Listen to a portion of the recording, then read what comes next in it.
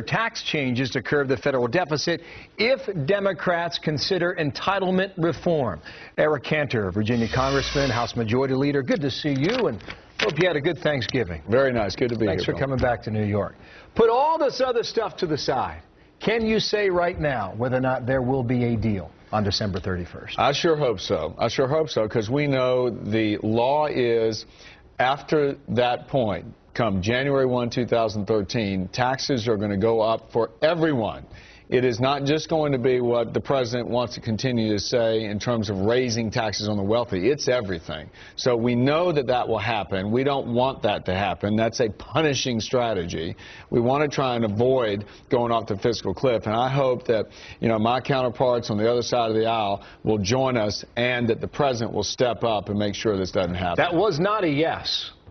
That was a maybe. Again, there is a process at work, Bill. In Washington, it's the White House, the House, and the Senate.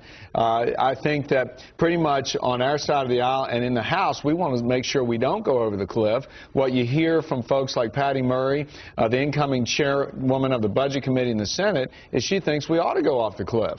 So that's sort of what we're dealing with right now, and I hope that reasonable minds will prevail and realize taxes are going up on everyone, and we don't want that to happen. It's not good for our economy. It's not good for hardworking taxpayers of this country. The Republicans that were on the talk shows, Peter King was one of them. The door appears to be cracking, at least on the right, when it comes to revenue, not tax rates, but tax revenue.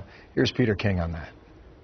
President Obama won. He won fair and square. We won the House. We won it fair and square. Democrats still control the Senate. Slight edge to the Democrats. Bottom line is, though, it's over with. Let's find a way to get resolved as much as possible between now and the end of the year.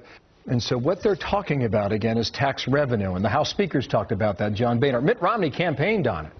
Right, and John Boehner went to the White House, 10 days or so ago, and put revenues on the table. And again, we don't think that raising tax rates is something that's good for this economy, that will help grow jobs. And so what we have said is there are ways for the federal government to have more revenue if we grow this economy, engage in tax reform. That's the proposal we've got on the table. But let's remember what all this is about. You could put taxes at 100% on the wealthy and not solve the problem of the spending. We have got to get to the problem and stop digging this hole in terms of spending money we don't have. You're running $1 trillion of deficit every year plus. That's the proposals we put on the table to stop that. We're looking at the president to come forward with his ideas. Not just the president, too, but you're looking at Democrats in Congress, be it the House or the Senate. Where are they willing to give when it comes to entitlement reform on Medicaid, Medicare, and possibly even Social Security? And that's the question, Bill. That's what we've got to see from Nancy Pelosi, Harry Reid, and the president. Where is their proposal to actually fix the problem? Because raising taxes is not going to fix the problem. We've always believed that raising taxes is going to be harmful to a small businessman or woman in creating a job. And, I tell this story about a cook that I met in an airport. When he told me, he came up and said, please do something about the problem in Washington. We need more jobs. He said, I had to take a cook's position because I couldn't find a job that best met my skill set in the construction industry. I want to go and find that job to make the kind of money that I feel I'm worth. But if you raise taxes on the small businessman or woman who's creating that job, that is creating less of a likelihood that you're going to create the job. So you have this dance now, and you're trying to thread this needle, the difference between raising tax revenues and raising tax rates. And there is a distinction. I get it. But do your constituents get it?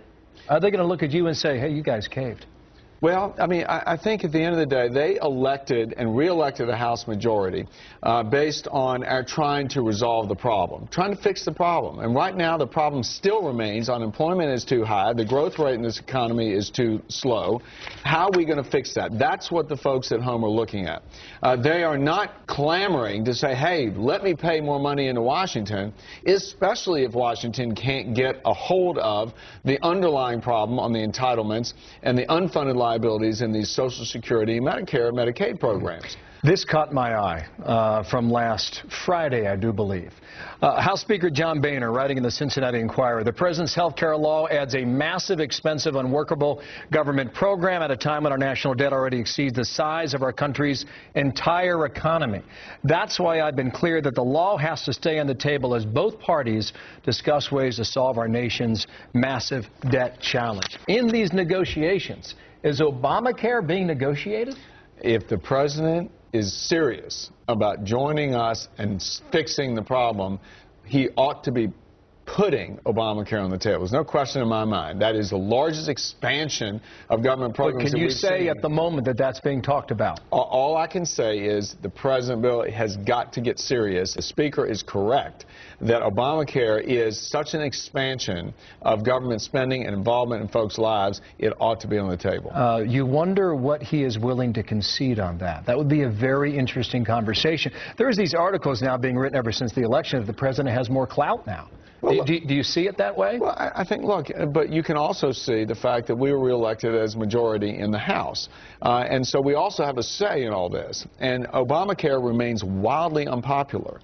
And it's wildly unpopular because I think people understand they don't want rationing by some bureaucrat in Washington so far as their health care is concerned. I think most Americans want health care that is patient-centered between them and their doctors. So when you look at Obamacare and what really I think we can see about making that law go away, there are some provisions in there. There's taxes on a medical device industry that cause people to lose access perhaps to certain kinds of treatment that will actually provide a lot of harm to job growth in a very growing industry in this country in the medical device area. There's also this thing called the Independent Payment Advisory Board that is the essence of Washington controlling all that health care is about in this country. There's bipartisan support to do away with that. Now, will the president sign it?